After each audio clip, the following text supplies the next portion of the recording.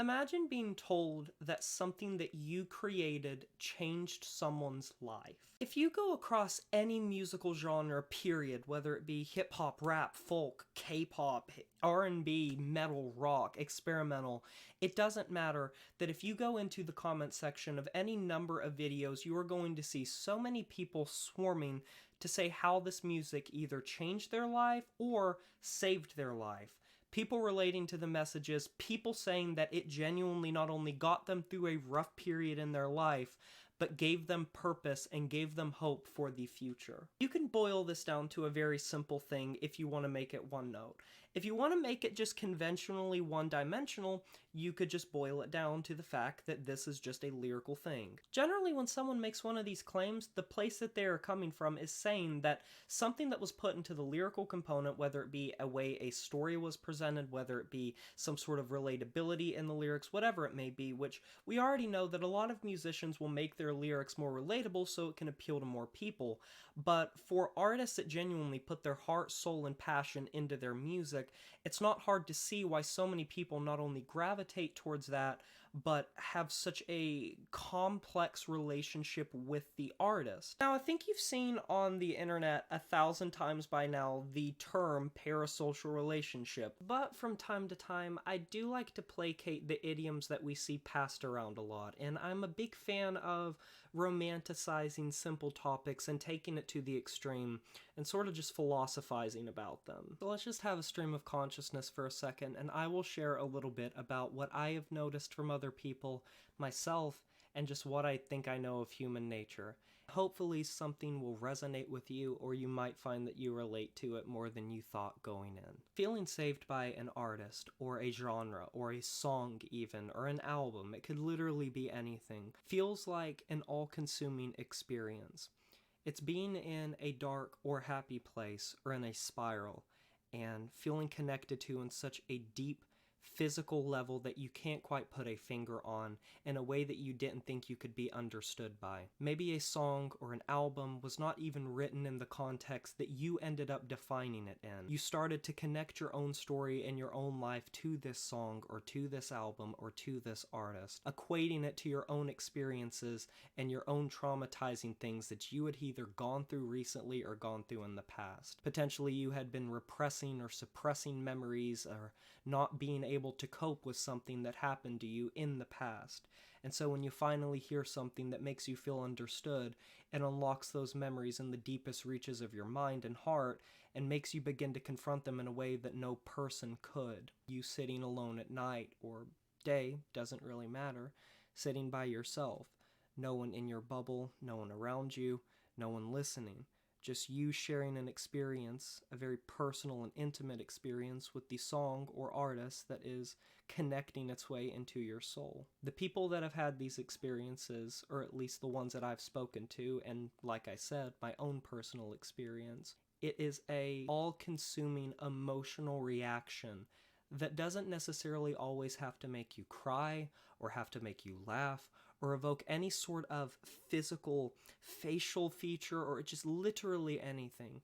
It can come in many different forms, and nailing it down and defining it into one category is nearly impossible. But the general nature of it has to be the fearfulness of confronting the things that you are in pain of. And a lot of times people can find a lot of relief and even absolution and solace in the feelings that manifest when they find something that hits them at their core and personally makes them feel as if they're being heard, even if it was not written to be considered in that light. Sadly, something that is rampant and just mostly commonplace in this world is that when people are going through some sort of mental health struggle, it is stigmatized. This can be for a variety of reasons, whether it be a lack of understanding, a lack of education, or just general obliviousness or ignorance, a lack of resources to look at the things that are ailing them. Maybe they're in a social circle that doesn't support them. Maybe they have a family that doesn't support them. Maybe their work doesn't support them. Maybe something in their life is pushing them to the brink of the lowest points.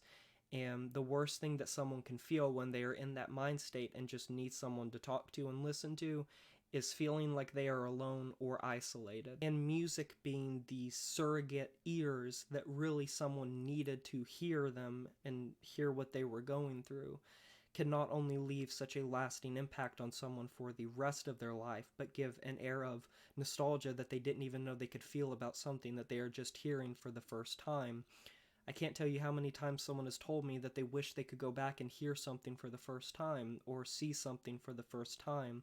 I'm limiting this to music, obviously, because I am a music-based channel, but this could go for quite literally anything from movies to shows to anime to books to whatever it may be. But the one thing that is for certain is that you cannot replicate nor can you properly explain the feeling of being understood by a media when no one else does. And when you make your own definitions and your own impressions of what something means, or equating your own story to it, and feeling like your voice is not only heard but acknowledged by someone that you have never met, can not only make you form this deep attachment to whoever it came from, but also form a lifelong attachment to the media itself, and be one of those things that whenever you think back on it, you look at it as a journey of progression and, many times for many people, recovery, because not everyone that struggles with things, unfortunately, make it out to the other side either the same person or, sadly, there at all. So when you look back on an artist or a band that got you through a tumultuous time in your life, it can not only be something that you can see as a marked, just life-changing event, but it can also just make you never forget where you came from and make you realize that there is always something on the other side. An artist that I would put in this category for myself, and it's one that I have only talked about a couple times on this channel because he is very much not a heavy metal artist, and this is something that outside of maybe like 2 or 3 people that are very close to me, I don't think I have talked about this artist to quite literally anyone, whether that be like family, close friends. Like, generally speaking, I keep him very out of conversation because of how personal my connection to him is, because it's more than just an artist for me. And that is the artist Nothing Nowhere. Nothing Nowhere came at a time in my life where I felt like there was genuinely just nothing to be hopeful for the future, because I felt stuck in a place where I could not speak about the things that I was feeling or needed to let out. And it was also around the time that I was going through a breakup and also lost my best friend of many years. Things in my personal mental health weren't doing the strongest, and around that time, I had also had a really fucking nasty knee injury that had me down for a couple of months, which led to the eventual starting of this YouTube channel as well as my voice acting, because I literally had so much time on my hands. And I don't want to be melodramatic or over-dramatize the true nature of how I felt when I discovered Nothing Nowhere for the first time. I don't want to make it out to be like, oh, he saved my life. When I would have just low manic spirals in the dead of night and would lay down feeling just completely lost and empty and feeling all these emotions that I just had to keep trapped inside, and in many ways still keep trapped inside, I could always just confide in this music. And I can't tell you the dozens upon dozens, if not hundreds of times at this point that I've listened to Nothing Nowhere songs. I have been in like the top 0.5% of his listeners for like 4 or 5 years straight on Spotify, and he has like, I think, near 1 million or around 1 million monthly listeners. It's genuinely been like a little bit of an obsession, in the sense of like, having that connection with an artist that will always be my number one, and something that I could talk about for hours with someone that cared to listen. But most of the time I don't really talk much about Nothing Nowhere because, I mean, it's just the type of thing where I don't like to bring him up as much as other artists, because in other ways, yeah, music can be very personal to me. There are a lot of bands that mean a hell of a lot to me, but that artist is on another level in terms of the emotions that I attach to him in every single song.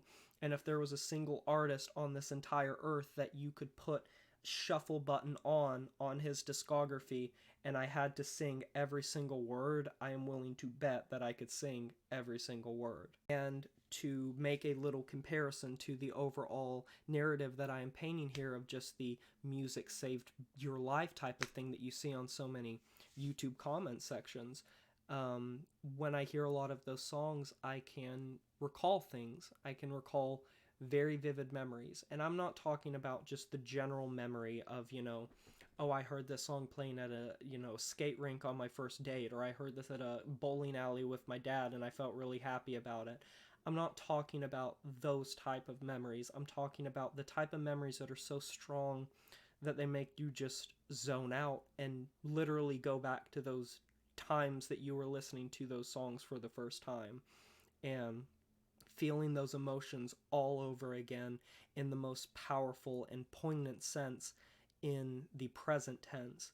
And that is some powerful shit and something that I think a lot of people really discredit. But to sort of wrap this all up, I think that when people say that an artist has saved their life, I think a lot of people are saying it in the light way and probably they were just going through something and attached themselves to the music. But I feel like most people have one, maybe two, maybe three artists that they can point to and say that they would defend that artist with their life. Not because they love the music, not because that the music meant something to them, but because even if they don't want to admit it, when they listen to that artist, it evokes something in them that no other artist is capable of for one reason or another. And there's no shame in what sort of artist that is. It doesn't matter if it's a rock artist, a hip-hop artist, a country artist. It could literally be anything, and you can't predict it, because I've had metalhead friends that pick is not even metal. For example, Nothing Nowhere has metal influences, but is very much far from metal. And he is my hyperfixation artist in terms of I will always die hard for that artist. And look, I've barely talked about him on this channel. I just want to know what your guys' thoughts are of this overall topic. Have you ever felt this way about an artist or a band, and has an artist or band left such an imprint on you that you could say that music or album or genre or song have saved your life, or at least made your life more positive or gotten you through a rough time because of the context of it? Either works. Thank you guys so much for watching this video. I really appreciate it. This was a lot more of a personal one, but one that meant a lot to me. Like this video if you enjoyed it, subscribe to join the review family today, and smash that notification bell to be notified of my future uploads. You know who it is. My name is Jay Morris, and I'm signing off saying farewell.